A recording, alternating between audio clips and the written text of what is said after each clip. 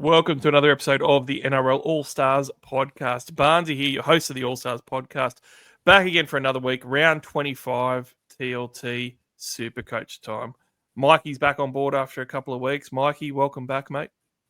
Cheers, mate. I'd say it's good to be back, but it was we've had some disappointing news in the TLT, and I had a bit of a disappointing week. My own fault, but it's a hard pill to swallow. But I just got to swallow it and move on. Yeah, I mean, it really highlights, I guess, the issues late in the season when you're trying to juggle head-to-head versus overall, but also just all the different head-to-head comps. So, like, not to go into too much detail because I don't want to rub it in for you, but you were home for one of your comps, and for two others you weren't. So you had to take a risk for the other two, and that risk ended up pushing you out of that one that you had won. So it's a bad setup, or I'll say, for Supercoach. Like, it's really hard. You should be able to focus on each league, but I don't have a solution that's better, to be honest. So I can't have a go at them. Yeah, it's rough. I ended up not playing Drinky over a Gagai at the end because I had nothing else to do. And the way I looked at it is, for me to lose that other one, I needed Drinky would have had to outscore Gagai by 100. And I didn't think he would. I thought Drinky would go nuts, but I just thought in the case that he got HIA'd, I'd rather take a throw at the stumps. And I only did because the cashy, I was prioritizing it by how much it was. And this one was my high paying one. So that's why I was willing to risk the low ones. But after it happened and he then outscored Gagai by 120, it was hard to take because it sucks because I dropped 300 spots. I'm at 3,300, scored about 1420. But if I just played overall or just played what I was going to do and just accepted the win in the other comp, accepted the losses, I would have ended up at like 1,530 something, which would have saw me soar up. So normally at this point in the year, like, I do win a lot of cash comps and get up there, but like I normally just keep the focus at overall, and that normally helps with head-to-head. This year, I've switched it a bit, maybe being a little bit desperate in it. It hasn't worked out, but I still honor myself for trying stuff. I just thought to myself, I'd rather go out swinging. Still in 2 cashies this week, but we'll cover it. But with Daniel Tupou being out, I'm in a bit of strife because I used my last trade last week to pull in Mulatalo because I thought he'd be I thought he'd score the highest other centre wings that I could bring in last week, and I was around about right with that. I thought he'd score 90 plus for sure, and I thought that'd be handy as a point of difference. So I also didn't know that Tupou was going to have a HIA and Garrick was going to be injured. If I knew that, I wouldn't have made that trade last week because my centre wing is shot this week. But that's how it works when you don't have trades. You're going to be in trouble. Yeah, I had a little bit more of a feel-good story week than what you did. So I start with the bad. I was very close to 1,600, so it was my best score for the season. And backing in Hines as captain helped, and Drinkwater, obviously, on the official show with Sangster, I was saying don't trade Drinkwater because a lot of people did. So I'm pretty happy with the guys that went big. I guess I didn't have Reece Walsh, and he was the other guy that went that 150. We had 3 massive scorers on the weekend with Walsh, Hines, and also Drinky. And I think the only thing that I'm not regretting, but I couldn't do anything about it, but I really like the Sharks matchup. And I did mention a couple of times in passing how I really liked Katoa as well. And Katoa went 100 plus 2. In any other year, Mikey, I would own Katoa at this point for that matchup. He was only 400k. I could see it coming, and I would have had Katoa, Mulatalo, and Hines. So that wasn't great. But like yourself, I've got Daniel Tupou now out, and we lost Garrick, as you mentioned. So all of a sudden, the outs are creeping up there, and it goes well into our quick 5-minute strategy chat here about trading late in the season. Now, Mikey, I'm going to guess that you are very like me, where you have multiple players out this week or all for the season. I've got Garrick and Nickera gone for the year. I have Tupou out this week and a couple other NPRs as well. Now, I think if it's during the season, a lot of people would just gravitate towards quickly trading them out for the best value guy and being really happy with all the money you get to spend, because someone like Garrick is worth a reasonable amount to trade out to just about anyone almost. But I am going to throw up a strategy there that I think people should abide by, because I'm going to do it myself. And that is, I've only got one trade now, but a lot of teams I think are probably 3 and under. That's probably the norm. And if you're 3 and under with a few weeks to go, I actually think it's better just to hold those guys if you've got a good 17. Like if you've got Ruben Garrick there, Mikey, and you have 4 good centre wings to play, I don't think there's any reason to trade him at the moment because you don't know what's going to happen down the track. Round 26 and 27 could be really difficult with restings. There might be more injuries that happen that are more important. And what I mean is if you got one hooker, Mikey, and they get out for the season, you've got to trade that hooker spot. At least with Garrick in the centre wing, you don't need to. So I guess the strategy talk is all around you don't have to trade these guys out. Even if you got the trade, sometimes it's better just to hold it a week and see where things are at. Yeah, you definitely don't, but it also depends what you're trying to do. It gets to this point in the season where you run out of trade and, like you said, you're getting very low. But I still think if you think a play is going to go nuts, I know that if I was left with one trade this week, I'd definitely be trading purely because I'm only got 3 centre wings this week. So luckily with the flex now, that's not going to be as big of a problem because I'll just get a low score, like the lower score coming. Like it's not worst case. Worst case would be if my hooker went down and I've got Brayley on a bye. That'd be worst case scenario because then I'm actually fucked. But at this point, I'm not. So if I could, there are a few centre wings that I think you could take a stab at this week who have good draws for the remainder of the season. Like this week, I think run at the top of the caliber is someone like Adam Dewey. So if I could afford to do that in one trade, I would. But I definitely agree with you. At this point, especially if you're in a cashy, I'd wait, have a look at your matchup, see how you're going, and only use it if you need to. Because like you said, if you can get through to the grand final, that trade next week could be more key. And even if you're playing overall, if you can just hold out for that trade and keep scoring well, you'll be able to sell a guy like Scotty Drinkwater at that last round to actually have a go at a last minute zip up the rankings. And the fact that he just scored that 150 on the weekend, he's going to start making, some cash at least. 2 more games to go. Hopefully if he gets another big score this week with another decent matchup, then you're looking at, trading, like your options are going to open up if you've got no cash and one trade left. So something I definitely wanted to do, but my priority focus was head to head. So it's like, I'm not going to be able to use that trade at Drinky. If I didn't use it last week, I would use it this week. So, yeah, I mean, the Drinky one's a really good point because if you've got the 3 fullbacks set up with Drinkwater as one, it means that you can throw Drinkwater into your flex spot and then trade Drinkwater to anybody in that last round. And that's quite valuable. And you've got to remember that, if you're looking ahead and you're overall, Drinkwater being, you've only got one trade, you use it now. That means that you can't have 3 fullbacks, obviously, for the last round. So pretty big for overall players. The other thing for head-to-head, you mentioned cash comps. Like I would love to do Garrick to Dewey this week. I think that's a great trade.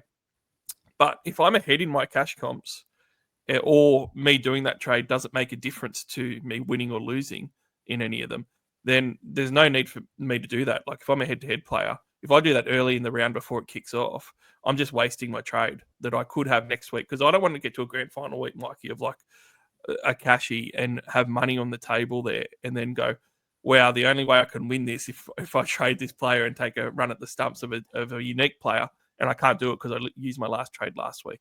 Like you've really got to think about what it's going to do for you. It might make you feel good inside. Like I know it'll make me feel good just to trade Garrick to Dewey because it would look a lot better on paper. But if it's not going to get me a win or if I'm going to lose anyway, even if I make that move, it's just a waste of trade this week and I may as well hold it for grand final week the following, hey? Yeah, I guess the only difference is if, say, let's use Dewey as an example. If you really wanted him, this is where break-evens matter at this point of the season. If you really wanted him, I'm pretty sure he's got a break-even of -4. So if he's got a break-even of -4 and you don't have a war chest and you're down to that last trade, it might be better off bringing him in this week. The Tigers have a good run home. That'd be the only case where I do it, even if you don't think you need it for this week. If you believe that he's going to go 75 plus, he's got back-to-back tons. Maybe the law of average says this might not be another time, but like, he's killing it. And, Luai's taking the patch. If you wanted him, you're probably going to have to do it this week with the -4 break even because if he goes big again, he is going to cost you too much. So I think that's one part of the puzzle. And, the second part is just, dependent on how you're going as well. But it's just hard. I guess it's different for each player. So in Dewey's case. Use my trade now because aside from my head-to-heads, I actually do want to finish top 1,000. If you think he can help you next week, and I guess the difference of next week, this week and last week in the finals has been, especially for my side personally, Raiders were on a bye last week. I own 4. This week I own 3 Sharks. So it makes it harder. But next week, I don't own any Souths who are on the bye. So all of a sudden, that extra, I'm going to get that extra 3 numbers of depth for next week. And I know yourself, Barnesy, you own all the Sharks and, they're relevant and they play the Knights. And the Knights are absolutely shot. So it's also to think then next week, I'm going to be getting these players back as well. And then you've got to kind of have a look at your depth. So you do kind of have to plan for the next week as well. So worst case scenario, if some injuries did cop, at least you know that you got an extra, 2 to 3 players coming back. Because I'm assuming most of us would have Hines and maybe one other Sharks guy. Not everyone, but most. Yeah, unfortunately, my third Shark is Nikora, who's sitting there just as a corpse, and he will sit there for the rest of the year, I would say. Let's get into the trading, though. Let's talk trades. Before we do, I'll just mention how you can support the Allstars podcast. You can jump on YouTube and subscribe. Really helps us do free content. Also, iTunes and Spotify. Make sure you subscribe there. And all the socials, too. We're on X, Facebook, and Insta.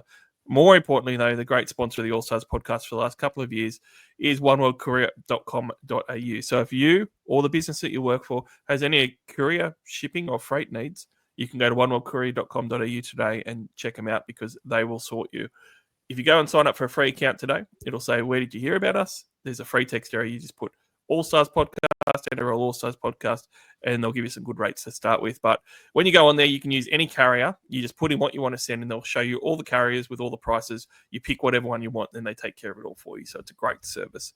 And they are presenting our trade market talk for this week.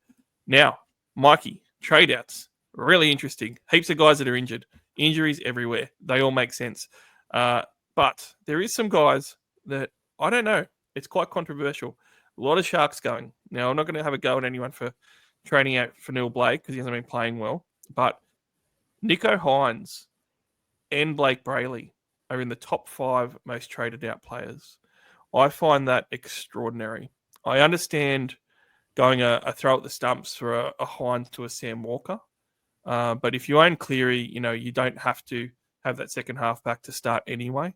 And I guess with Blake Brayley, a lot of people are probably saying, look, he's my only hooker and he's not playing this week. I think that's a bit of a panic move too, because I think in a lot of instances, you use it as a free loop.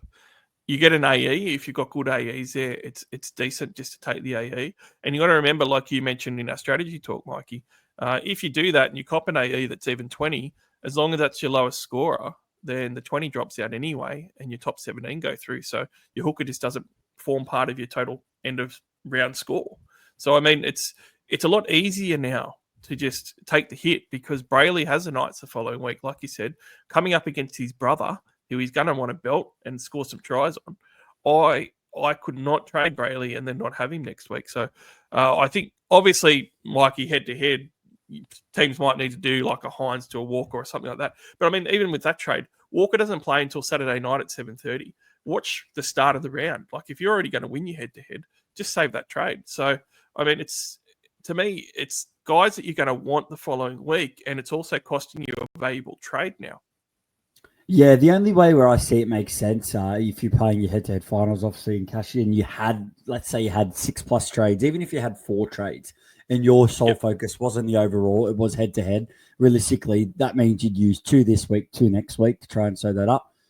If you think the best thing and you like a bit of the pod, you think the best thing is to grab a halfback this week and a Sam Walker and Cleary combo is going to get you through, then I don't mind it. But then you are next week, it means you'd have to bring in Hines back against the Knights. That's a must, which means next week you only have 1 trade you can do and move on. So that's the only kind of catch-all. But if you did have the 4 trades and you're happy where your team sits, that makes sense to me.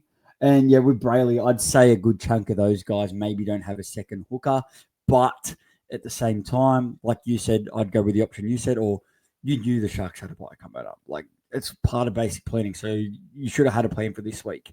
Whether or not, like, I'd prefer, depending who the second hooker is, chuck a stump at a cheap hooker if you had to.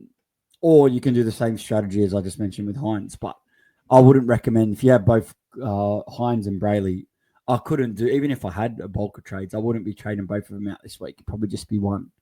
Because I do like Sam Walker's matchup against the Eagles. Tupou isn't there, which I think might hurt him, or not hurt him, but I think Tupou obviously raises Walker's ceiling because just their combo at the moment with the tries off the kicks is amazing, and I think that'd obviously boost his score. It doesn't mean he's not going to score good still. Yeah, definitely. Another controversial one there is Tom Trbojevic. So I know that you're a Turbo owner. I think it's an interesting one because Manly at the moment, I think people are just saying, look, I don't want any part of them. And I get that because I don't want any part of them either. But in saying that, if you sort of committed to Tom Trbojevic a couple of weeks ago, it's pretty hard just to swallow that and just burn a second trade to get him out, especially if you're short. I know people had higher expectations against the Tigers, but in saying that, he's at home this week at 4 Pines. I don't think Manly will go that well, generally speaking, to finish the season. But at home at 4 Pines versus the Dolphins this week, and in head-to-head grand final week, he's going to be playing the Dragons, even though that's away. That's not a bad matchup. So it just seems a little bit unnecessary, particularly when, well, I guess you got to say who are people going to, and a lot of the time it's going to be to a Reece Walsh probably for this week. That's probably going to be a popular one. And I don't think that it's likely for Walsh to back up 150. But look, you made a good point earlier. I'm saying general how I feel about it. It's different for certain teams. If you've got 4 trades and you're a head-to-head player, it makes sense to get rid of Tom to go to a Walsh. It makes sense to go to a Drinkwater to do some of these other trades. Tedesco's a must. If you don't have him this week, you really need him versus Parramatta. So it makes sense for some teams. I just think for other teams, it might be a bit of a waste just to get rid of Turbo this week. And I don't actually mind his matchup at home versus the Dolphins. I've lost complete faith in Manly. They absolutely piss me off every week. I just got lucky. I played Lehigh Hoblardi last week as well. I looped Hines last week, but I was captaining Tom just as a Hail Mary because he was a differential. But it's just at this point now where Walsh is kicking goals. He's playing the Knights, who in the last 2 weeks have been the worst team in the comp, in my opinion. They've been so bad that great defense has just been absolutely shot. And the Broncos are going to slice that up at McDonald Jones. And I could see another big score from Walsh. I think he can back it up. I think he can get a 100 plus. And I think this week, it's like if I'm looking and I'm versing a must-win in my... Oh, it is a must-win in your Cashy. But if you're looking and I'm going up against a Reece Walsh, he'd be the player that a differential that I'd be terrified in going up against this week. So if I had a guy like Tom, I just don't think Tom can match his ceiling this week. Even if Tom has a good game at 4 points, a good game's looking like 90 at this point. A good game's looking at 70 at this point from him. It's just, unfortunately, it's not him himself playing bad. It's just the halves, the forwards aren't applying, they're not building a thing to have go forward, and the halves just are non-existent. It's like they've got C-graded halves out there, and Brooks and Cherry Evans are just... Tom needs distribution, needs ball. He can't just do it all himself, especially with the way his body is now. So, if I had 3 trades this week and I thought, how can I win my cashy this week? I'd be taking Walsh to match the other person, or I'd be taking Walsh as a point of difference. So, I get it. But if you're down to your last trade, with the way every week bodies are going down, it's hard to make your last trade on a warm body to a warm body. This is when it's really important when you actually do the trades. So Turbo, you got him on the Saturday. Okay. By that point, there's 3 games that we know the result of, the Supercoach scores of. If 3 games in, which is almost halfway through a round, you're very, very far ahead. It's a trade that you don't need to make. I think that we've got the benefit of both Walsh and Drinkwater playing on the Sunday. And even if you're one of the few that don't own Teddy, he's a Saturday night. So we get to see 3 full games of scores. And if your opposition has a lot of those, a lot of their plays in those first 3 games, you're going to have a better idea of where you're at. And it's a trade that you don't necessarily have to make. So that's probably the other thing I would say about it. Certainly, if you are far, far behind and you got to chase and they don't have a Walsh, a Drinkwater, then I'd go for it and I'd trade Turbo. And this is why it comes into certain situations and very team specific. At the same time as well, if you can go Turbo to Walsh at that point to match the Walsh that you're opposing and completely get rid of that risk and know that that's going to get you the win, then you can do that and match Walsh as well for your opposition. So a lot of this does come down now to specific teams and matchups as well. Let's talk about some of the trade-ins, mate. The trade-ins, we've started to touch on a little bit on a couple, but Harry Grant's actually the number 1 most traded-in player. And look, it's not the easiest matchup, Harry Grant versus the Bulldogs. I still think, to me, Grant has not been the number 1 hooker. It's still been Brayley for me. He's coming off 77, though. He still does have a 3-round average of 81 and a 5-round of 70. So he is going well, and he's affordable as well at 627K. So, look, I think it's just that there's not really many other options. But when you're looking at the Storm's finish, I don't love it, and this is why I would hold a Brayley instead of trading to a Harry Grant. They're going to be playing a tough one against the Bulldogs, albeit at home. They're going to be at home versus the Roosters after that, and then they're going to be away at Suncorp. That's not the best 3 weeks. Like, it's not terrible, and the Storm could put up points against the Roosters and the Broncos as well. But it's just one of those ones where, do you really have to do the trade? And look, if you've got heaps of trades, I guess there isn't a better hooker than Harry Grant if Brayley's out, is there? Yeah, no, if you're looking at the percentages, we got 2.8% of doing McInnes to Harry Grant. I guess that makes sense with McInnes out. And then you've got 1.7 doing Brayley to Grant. So if you were desperate, needed a hooker this week, he's definitely the pick of the lot. But at this point, I'm looking at, I want to be getting someone, a pod and someone that's going to, a little bit of a difference. I guess if you're going up against Harry Grant and all your cash and you're scared of that, then he just, pumped out a decent score against Penrith, which, mind you, if he didn't score that try in extra time, his score would have been average. Like, it would have been... it's like 55, yeah. Exactly. So, like, that try obviously boosted it up, but that's not to say that the Dogs' form has been off. They've been a bit off, and if Storm, they were great in that second half against Penrith. If they come out with that kind of same energy, they could put some points on the Dogs. I'm saying like could be maybe like a 24-8 kind of thing. But if you're not your best against a Storm, they are going to roll you, even without their stars. So I don't think it's as bad of a matchup, but maybe for all those reasons of the Dogs underperforming, if they want a top 2, they've got to win this game. So they could rise up to that too. We're getting to that point of the season where there's going to be 2 conversations of how you think they're going to go, and how our team's going to go is going to, factor in at what you're going to do this week. And it's getting harder to pick because it's great for like as NRL fans. Like, nothing's really locked in positions yet, so a lot of changing can go based on the results. And yeah, like I'm surprised that he's number 1, to be honest. Like, he's not a bad buy, but I didn't think he'd be number 1. I guess it's also because a lot of people are running out of trade. So it's I think McInnes and Brayley both being out, I think has forced a lot of hands, I guess. But look, people might be able to hear the rain, because the rain here where I am, I don't know about you, Mikey, out west, but I'm copping it right now. So, I mean, that's the other factor. If it's a Bulldogs Storm raining grind fest on the weekend, it's not great either. So check the weather reports with some of these trades too. Adam Dewey, though, is probably one of my favourite trades this week. He was named at halfback again, so that's going to be a few weeks in a row he gets to play halfback.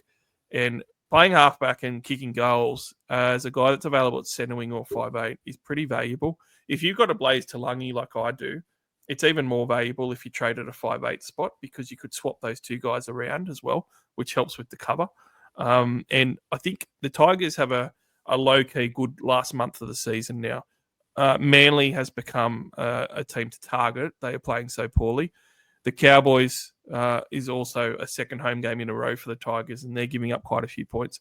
Away at GIO is tough, but then they're at home versus the Gold Coast Titans. So 3 out of 4 games there are going to be against bottom 6 teams. It's a pretty good run. Dewey's got a couple of tons in a row, and he looks sensational as a number 7. Yeah, he's been really good. If I had a trade, I'd be going him. He scored 3 tons this year. Looking at it last week, my 2 options it was Kula or Mulatalo. I had a look at Dewey, and I was like, nah, I don't think he can repeat it again. I just didn't have much faith in the Tigers, but they've been playing pretty good. I know some of the opposition's been really bad, but I think they're just, a lot of these teams are just going to try and finish as high as they can. And mathematically, there are a chance of making the 8. Highly unlikely. They'd need a lot of results to go their way, but that's how the Tigers would be training and treating this. And Dewey's a focal point of their attack. Luai's played this role before. He used to do it with Cleary, where he'll just kind of take a back seat and chime in where he needs and let the guy on the hot streak take over. And that's kind of what he's doing at the moment. So it's great for Dewey. He's kicking goals. He has been scoring some tries in these big scores, but to me, if I needed a centre wing this week, and if I could go back in time, I probably would have picked Dewey over Mulatalo, because it would have helped me for this week. I think his matchup last week was great. His matchup this week is good. His matchup in the grand final isn't amazing, but if the Tigers, that they performed a great upset before their bye, and they just need to score a little bit of points, and Dewey's kicking goals.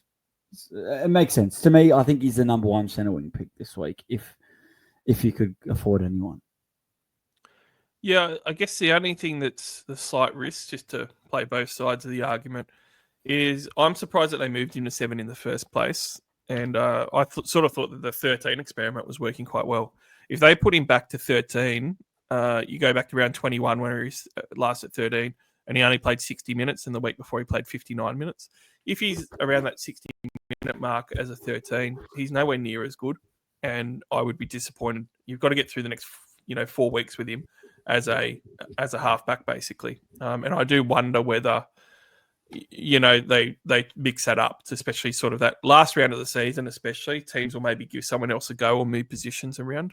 And against the Gold Coast Titans, I don't think you want that happening. But yeah, it's a small thing for right now. It looks like a great trade. Couldn't talk anyone out of that one. But Taylor May, his teammate, is the third most popular trade in. A little bit surprised. I guess people are looking at that Cowboys matchup. The Cowboys can give up some points. He is sub 500K at 485K, Mikey. So, it's affordable. He's definitely a pod at 3% ownership. But even like when you're looking at his scoring, I think he's looked quite good. He came off 101 points on the weekend, which is great. The two before it was 32 and 49 points though. So he's obviously got those lower scores in him. They're not going to get Manly every week. But look, I just think that there's better options. And if you're looking for upside, I know he went 100 plus on the weekend. I'm just not sure he's got that upside, this week against the Cowboys. Yeah, I agree with you there. I like Dewey. I don't like Taylor May as much. I'd be having a deeper look. If your thing is, I want to send a win this week, but I need a win this week. I need to win my head-to-head matchup. Then there's some, a lot of teams in certain positions are, leaking a lot of tries to, certain wingers. And my target this week, it sucks. If Daniel Tupou was in, I know even though he's a super pod for us, he'd be my number one recommendation as a buy-in for this week up against Lomax, who does give away a few tries. So, I'd still look at either of the Roosters wingers and have both of them. I know Mark's owned by a lot of people, but even maybe, Junior Tupou, I just think that's a good spot to be. Even against it's just a good, I like the Roosters week. I like their matchup. They're playing excellent footy. Right now, I think they can roll anyone in that top 8 on their day. And that's kind of where I'd be targeting. Maybe that, Titans Warriors game could have a bit of a matchup target that you could go. I know the Warriors, they can't beat the Titans. And I think they won't beat them again. I think that's my pod pick for this week. The Titans will upset the Warriors, but that's still a target to target for wingers too, because RTS has been pretty good in base, so he could be a target there. And they'll fill in Sammy's back on that left wing. I prefer all these guys who are all pods except for Mark. But all those guys are pods that I would prefer over Taylor that aren't really getting much love. Well, RTS is actually there as one of the top trades, which I like. He's someone who I've liked for probably 6 weeks type of thing. And I think that 400. The only thing with RTS that I've said to some people that have talked to me about is I've been he'll give you 70s and 80s. He just doesn't really have that ceiling anymore to go 120 or have a massive game. Playing the Titans this week, it's a pretty good matchup. He scored 79 against them in round 21. He has a good couple of weeks. The week after they are at GIO. They're at Go Stadium, New Zealand versus the Parramatta Eels, and playing them at home is pretty decent. So it's a good couple of weeks for Roger. 610,000. I don't mind him. He's coming off 41, Mikey, with a try, but before that he went 78, 79, 61, 87. He was safe as a bank for a month until he hit the Bulldogs, and then, the Dragons score I just missed out on as well. He had that one. So it's consistent 70s for Roger. So I looked at him as well being a Gold Coast Titans matchup. The Warriors are playing great football at times, and I guess, that might come into some people's thinking as well. Yeah, 100%. I don't mind him at all. He hasn't been scoring as many tries too, so I think there's an opportunity there. But, they lost this game in New Zealand. They now go to Gold Coast for this one.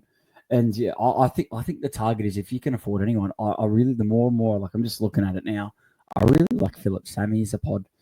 75, he played in the centres last week, 670K, but he scored 108 in round 21 against them. And that left wing for the Titans is a gold mine, surprisingly, from our last place team in the comp. But it's still an opportunity. And then they play the Dolphins next week, who in that spot is also a target. And, they played well last week, but they're still losing games. I don't think that's a bad matchup. And then they play the Tigers, where Sammy will go up against that right edge. So realistically, when you're looking at it, who's someone that's going to help you this week, but for the next two? Because I think that's important. If you need to win this week, you need to win this week, but also have a look to next week. If you did go a Rooster, Next week they play the Storm.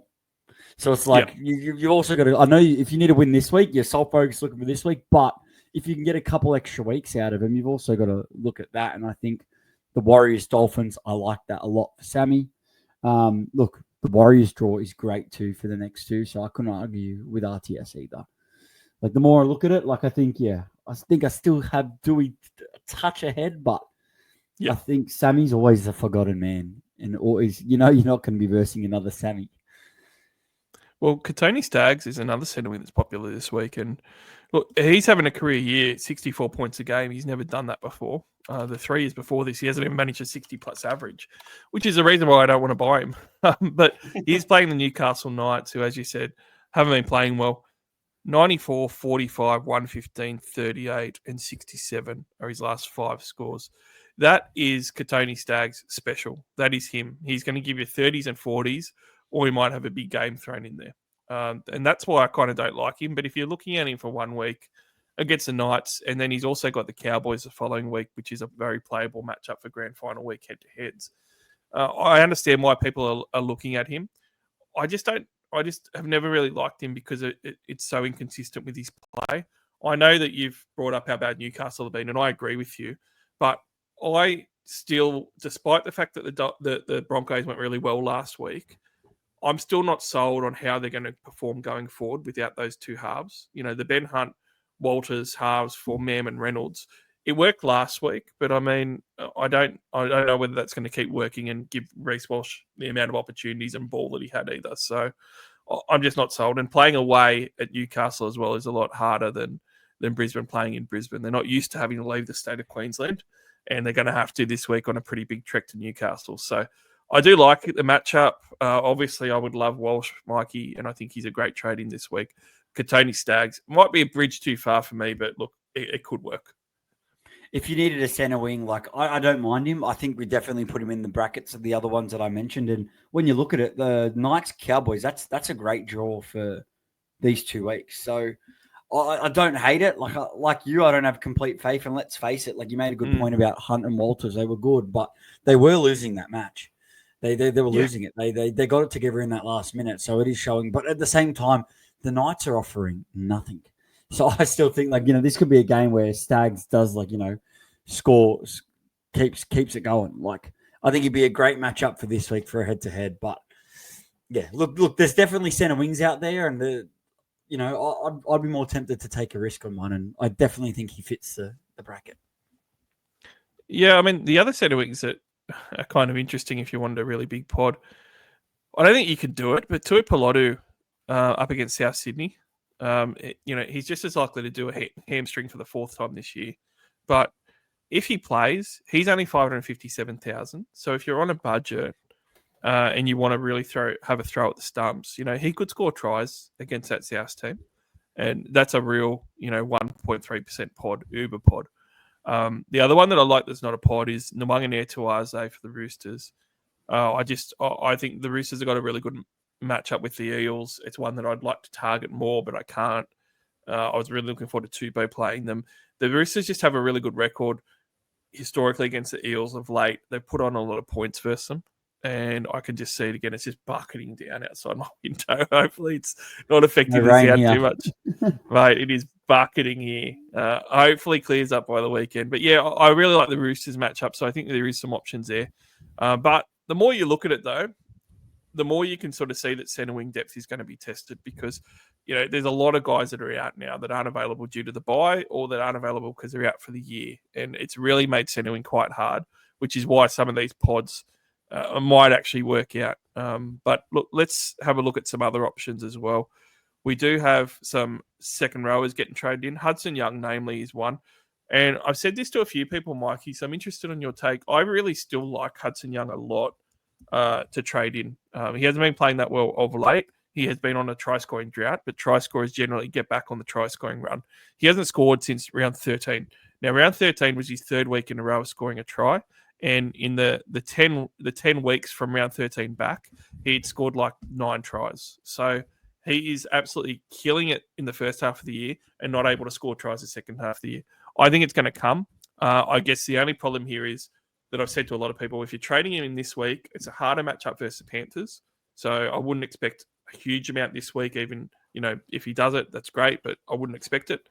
It's, to me, the next week against the Tigers at GIA Stadium is when he's going to get across the line. And for the overall players, he then has the Dolphins on round 27 as well, which is a nice matchup, I think, for Hudson. So the fact that they just came off the bye as well, some people have mentioned, look, do you think that he'll get rested? Because he was carrying that injury in his hip before, his groin, whatever it was. And to me, they've just had a bye, so I think that was his rest. So I think that he will play the last 3 weeks. Really like it, but I'm also going to throw out there, Mikey, someone that I haven't given any love to. Tallis Duncan, I've only mentioned fleetingly a few times, is going well. He is killing it at the moment, but he's been named in the centres this week. Kills him as an option for me. I hate him in the centres. But he has been rock solid for the South Sydney Rabbitohs, and he looks like a real gun for the future.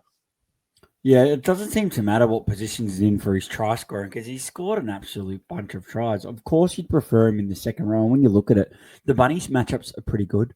I like him this week against the Dragons. I know Dragons have been pretty good, but they're slowly getting more men back, and the Bunnies aren't looking as bad as what they did a couple of weeks ago.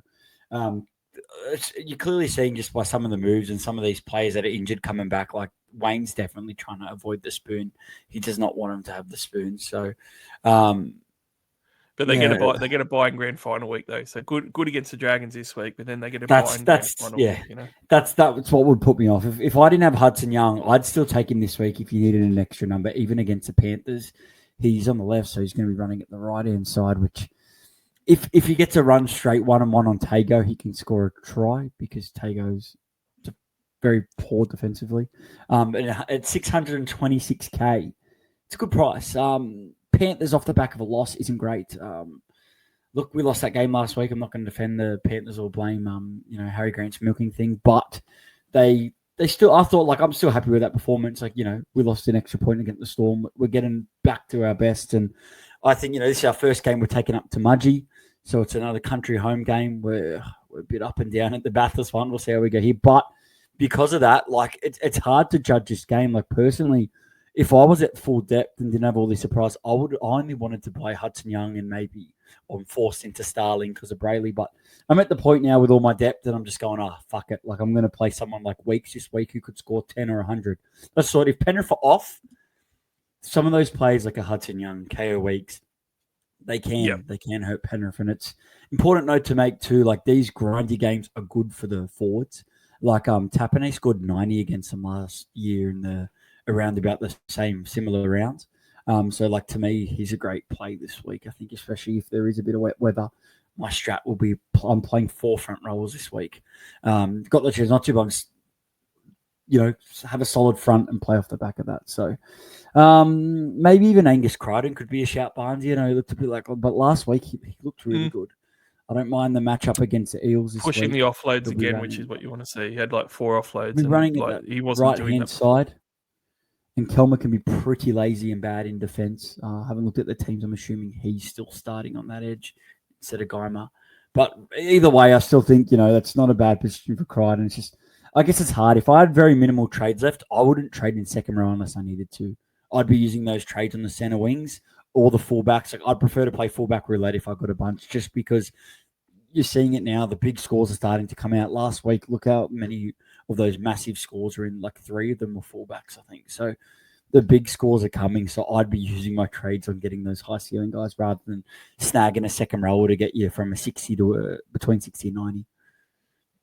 Yeah, and I think that some of the reason that happens is you get to the last few rounds of the season and the sides that are out of the 8 and can't make it, they're mentally they're starting to look ahead to the season being over. I think if you hit sides that are out of the 8 or down the bottom or last in round 20, they're still putting in and they're still trying and they're still pushing.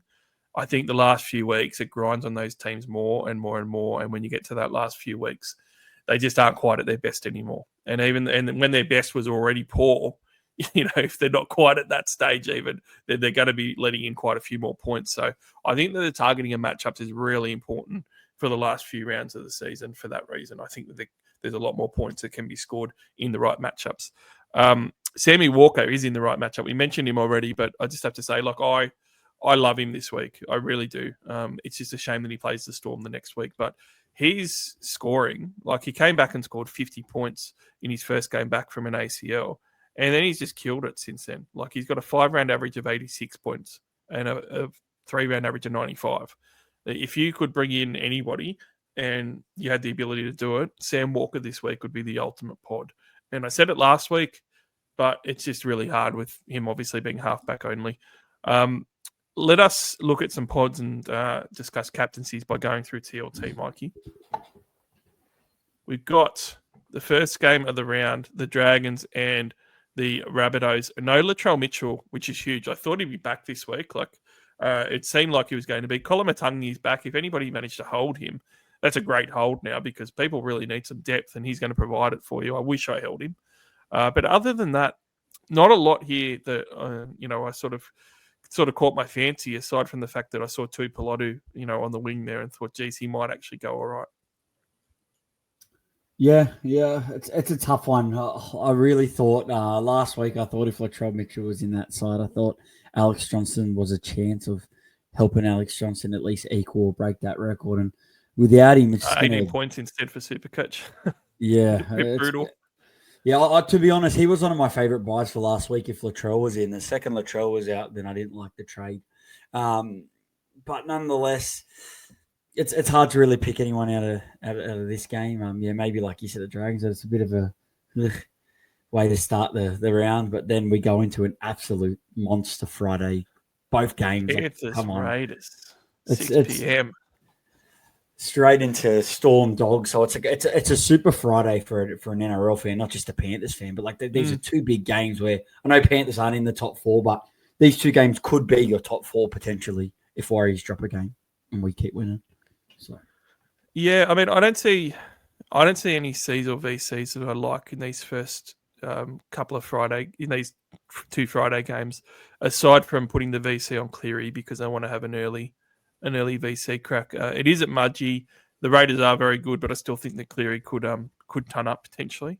So I do like the VC on him there. But other than that, it could be 2 really hard games for Supercoach, hey?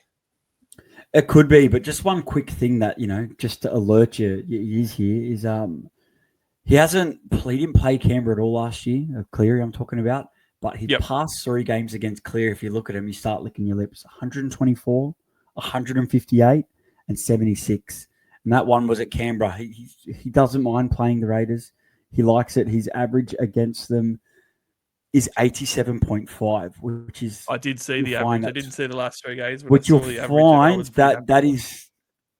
that is currently his highest average against any club in the NRL, which is pretty huge. But the difference here, where you got to look at the numbers and go, Raiders are a lot better side than they have in probably those other ones. But nonetheless, he could go massive. For me here, I don't think I'm going to touch anyone. I think I'd prefer I'm at this point where I had a bad week. I made a few bad decisions that I'm kind of like, there's a few sneaky VC options I like this week in my side that I think might have a bit more of an upside that I might just shoot for. But yeah, I think Cleary can still score well. And maybe another one is Edwards. I didn't have much faith in Edwards against the Storm last week, and he scored a big score against the Storm, and that really hurt me in a lot of cash because I was more penciled him for a 50 to 70, but he just keeps getting through so much work, even against the tougher matchups, and they're back to that focal setup where it's Cleary to Edwards, and Edwards is sometimes getting the tries. Oh, he got most of the tries this last week. So to be honest with you, if I had Edwards, I don't mind Edwards as a bit of a pod VC. For this round, it is a pod one, and 119 last week would be loopable if you had an easy loop to make as well. So I'll throw another Panther out there too. More of a draft option this one, but I tell you what, I'd almost consider buying him if I knew that Yo wasn't coming in. So Yo's on the extended bench. It seemed to be that he wasn't going to play this week though, from the comments that I've read. But Papali'i has gone 88 and 82 points the last 2 weeks. And 2 weeks ago, that 82, 70 in base, raw base. So he has been doing what we thought he was going to do in the preseason, but then he didn't get to start and he just was underdone. So he's been good for a couple of weeks as a massive pod. So I couldn't obviously do it. And I missed out that Storm game. He went well in that Storm game as well. I'm actually looking at Supercoach stats and the site's not updated. So if I've missed out on the actual last round stats, that's why a couple of times, guys. Sorry about that. It could be tough ones. Would you? I didn't actually like what I saw from Munster at fullback. I think that you got to play him while he's at fullback. But if that's a wet night on Friday night and it's meant to be wet on Friday, that could be a real astute sit to sit Cameron Munster if you didn't have to start him, because if it's wet in Sydney, that could be a bit of a dire night for Cameron Munster with the one on his back. I could see him dropping a few balls and under a bit of pressure, and I didn't actually love his contribution Supercoach-wise last week. It is in Melbourne, so I'm not sure what the weather in Melbourne's like this week. Oh, Melbourne, sorry. Yep. Yeah, so it might be a little bit different. But it's saying that the weather, or on the NRL app, it's saying the weather is fine and the ground conditions are going to be good. Ooh. Not sure how accurate that is, but just looking at it, I think it'd be hard not to play Munster this week. Like, if your depth's that good and you have a really good backup five, or you're happy with your 18, then fine. But I still think I'd play him. It's in Melbourne. The fact it's there and the Dogs haven't been great, I think there's a chance he could go, that 70 to 90, and that 70, 90 would be huge for this round. So I'd still play him, but in this one, I'm struggling to find a VC. Even this week, like I'm umming and ahhing. At the moment, I'm not playing kick out. I haven't fully decided my sit first starts, but if I don't play kick out, I'm going to probably get him or like a Halasima as one of my scorers, because obviously I've only got 3 centre wings. So, but even myself, like if I had the depth, I wouldn't be playing Kiraz this week. Like I sat Kiraz out 2 weeks ago for like a 50. He got 36 last week. The fact that he went to the left-hand side was just crazy, and they kept to like that. Like if we know that he's going to be on the left, if we know he's going to be on the left, I wouldn't play him this week. I don't have a choice this week. I have to play him. But if I had a lot of depth, I think that'd be a little bit of a pod strategy move in a head-to-head matchup. And if he's on the right, I'd still like him next to Crichton, because we've seen Tuala just keep scoring tries. Like his attacking possibilities are a lot higher when you've got, arguably the best center in the game next to you. So that's kind of what I'd be looking at. But this is also a tough one for Supercoach. Like I'd play my Eli Katoas, but my Doggies players, I'm just a little bit wary. I'm not saying that they can't come back and do it. It's just making me wary to play him if I don't have to.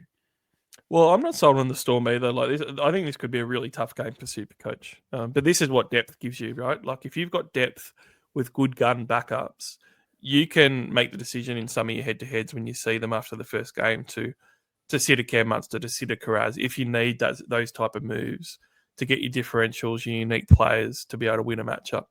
The next one's going to be a bit more open, I reckon. The Manly Seagulls versus the Dolphins. And we got the Hammer back at fullback. I was surprised that they moved him, but he's back there. Obviously, Garrick's probably out for the season. We already mentioned we probably don't want to be anywhere near. I don't think anyone wants to be anywhere near Manly players right now, because they don't look very good. But it is at 4 Pines. There is every chance that they can put on some points versus the Dolphins at 4 Pines. I just don't know what way it's going to go. I have to play Lehigh Hopolati probably. It's a bit hard not to for me with my team set up with Garrick out now. But do you even play all of you, like you guys like Turbo? I mean, it's just, to me, if you're going to hold Turbo and you own him, you just have to play him every week because it's just so hard. But at 4 Pines, you're almost pushed into having to, aren't you? Oh, yeah, 100% you'd play him, even with how bad they're going. I wouldn't even think of sitting him, just because if we get that one-on game, somewhere deep inside him, he's there. Just whether or not we can see it with the way Manly going, no, but, they're going so bad, maybe they just have a bit of like a reprieve game and they just have one game where they're actually improved. I'm not too sure. The only Manly player I like is to bring in. It'd be hard to do it this week with all the other set of wings you mentioned, but I nearly got him last week in Cooler. And I know he only scored 69 last week, but he done it all in the first 2 minutes. And it just shows you he does have those brilliant plays. He's fast. He's been Manly's best player this year. He's looked really good. And if you jumped on and you had him, he'd be a pretty safe play this week. I think he's got a bit upside with the matchup. I don't mind him. And even if you really wanted to take a throw at the stumps and do something a bit risky this week, I don't mind the VC Tom. I'd be lying if I haven't looked at it. But the past few weeks, I don't trust them at all, which is probably why I won't. But it still is an option I keep thinking that there might be a world where they get better. If they get better, there is a world where it isn't a bad VC. I would not be captaining him in this one. But it is definitely, if I had him, like, I feel like it's not silly to, to think of it. Like, it is an option, but probably not one when there's a few other guys that we'll probably get to that I kind of like a bit more. Yeah, these games are so hard this round. And it doesn't get a lot easier when you're looking at the Titans and Warriors. The Warriors away from home.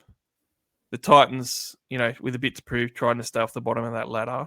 I do not know where to go here, aside from the fact that I really like Halasima, and he's been benched. So, off the bench, I don't love him as much. I thought that there was a chance that Niokore would move into front row, and then that, because Jackson Ford's out for 3 weeks, that would have opened up a starting spot for Halasima again.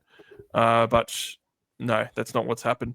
So aside from playing Roger, like, I don't see any big moves in this one, other than if you really were balls to the wall on wanting a unique VC, you could throw it on a Jaden Campbell to see, because these are the type of games where he can throw up 100 plus, and he's also playing on the Gold Coast, which is key for him too. So that's just a little bit of a sneaky one, I reckon. Yeah, Leka Halasima, like, I own him. But that one play where he helped, like, try contribution looked great. And when he played against the Titans last, he did score a try against them. I'm just finding it hard to play him on the bench. I think he can come on as an impact and still score well.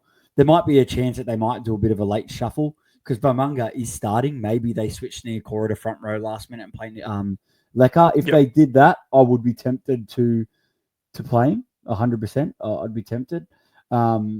But it might be a bit harder for me, because I'm probably going to have to play a few Raiders. It's going to probably be harder. I might just end up copying him as an AE. And I did mention that there were a couple of guys I liked more than Tom as a VC, and I do like Jaden Campbell. I think, he's a real sneaky one. It's not even really sneaky. I've said it already that the Titans love playing the Warriors, and he scored 115 in round 21 against them. Last year, he scored 170 and then 93 the year before.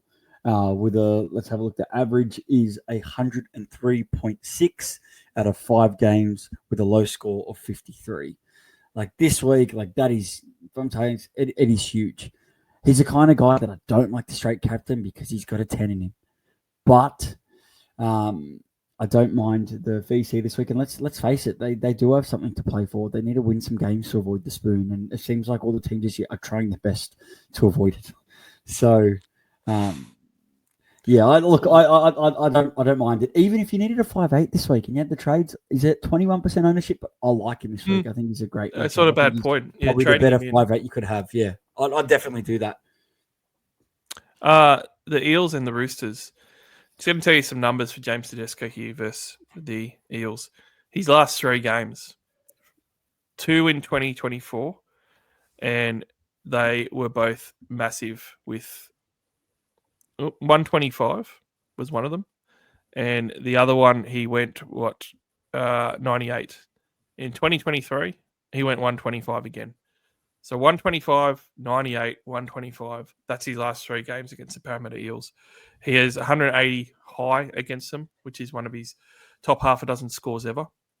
He is loving the Parramatta Eels. And like I said before, the Roosters themselves have put on a lot of points versus the Parramatta Eels in the past. So I really like this one. On Saturday night, it is meant to be clearer in Sydney for the CommBank Stadium game. It's not meant to be raining.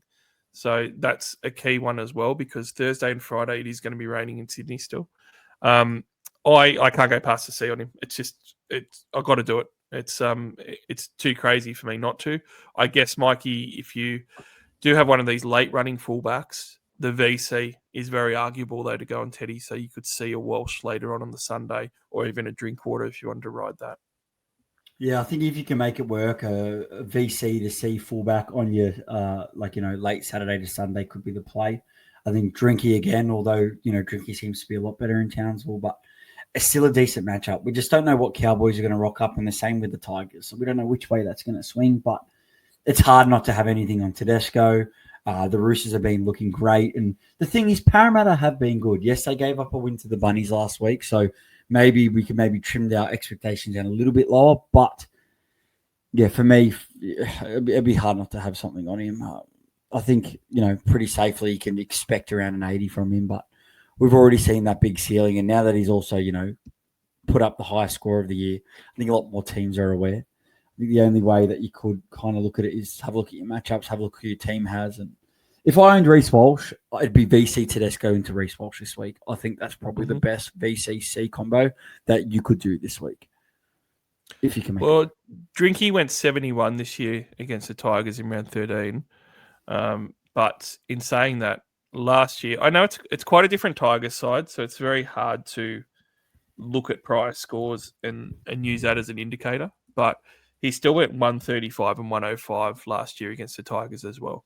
So Drinkwater's, much like Teddy against the Eels, Drinkwater's got really good scores against the Tigers, but some of those have been massive blowouts, which, playing away, Tigers playing better, probably isn't going to happen. I still could see him turning up, though. He took the goal kicking back last week as well, which was nice to see, and that's helped him immensely too. So we're probably already hit on the last two games. We probably don't have to go on them anymore. But, I mean, Teddy, Walsh, Drinkwater, if you had to see one of them because you were set on VCing someone early in the round, it's got to be Teddy as you see, you think, or would you actually go Walsh instead? No, if I own Walsh, I'd go in this week. I just think the way the Knights are playing, I think he's the target matchup. You VC Teddy, have your insurance on him, and then let's say he dishes out an 80. Then, in your head-to-head, you can wait and see that, if some people, I think this week will be popular. A lot of people will have free loops. I currently do.